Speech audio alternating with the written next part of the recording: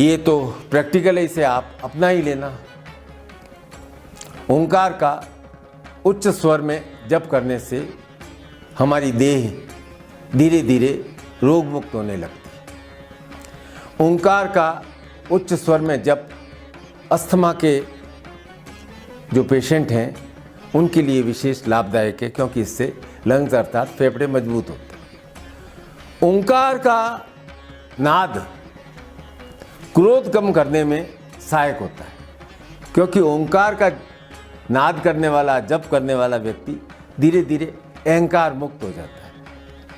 अब क्रोध कम हो गया, ब्लड प्रेशर नॉर्मल, तनाव घट जाता है। तनाव घटेगा तो हमारे शरीर की कोशिकाओं को व्यर्थ का जो विघटन है वह रुक जाएगा, हमारा शरीर सदैव स्वस्थ रहता है।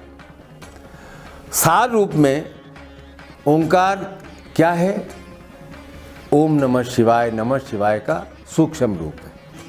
तो आप इस ओंकार का जप अवश्य करो। 50 साल पहले की बात है, मेरे योग गुरु ने मुझे एक बात याद आती है। उन्होंने जब योगाभ्यास शुरू किया था तो बोला कि योग किस लिए करते हैं? मैंने कहा योग शरीर को लचीला, स्वस्थ और ऊर्जा से भरपूर बनाने के लिए किया जाता है। तो उन्होंने कहा कि योग की अनुभूति क्या है? मैं प्रश्न समझा नहीं। तो उन्होंने कहा कि योग की अल्टीमेट अनुभूति है अपने रोम रोम में ओम को अनुभव करना। एक प्रैक्टिकल आप भी करना, बिना श्वास लिए एक ही धारा में ओम का उच्चारण करना। ओम ओम ओम ओम ओम ओम ओम ओम ओम ओम ओम ओम ओम। जब लगेगा अब नहीं हो सकता है, रुक जाना।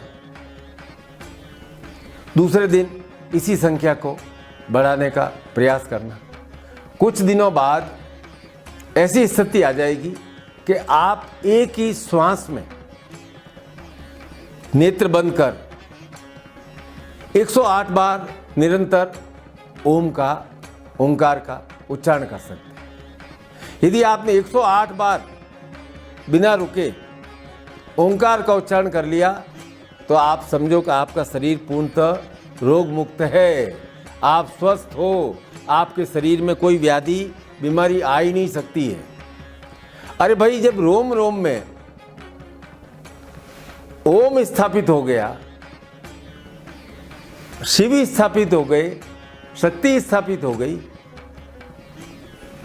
तो आनंद ही आएगा। तीनों स्थिति आ जाएगी, प्राप्ति, उन्नति और मिनोती। तो 3 बार ओम का उच्चारण करते हैं। ओम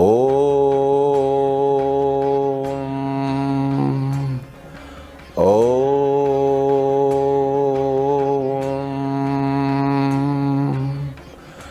ओम।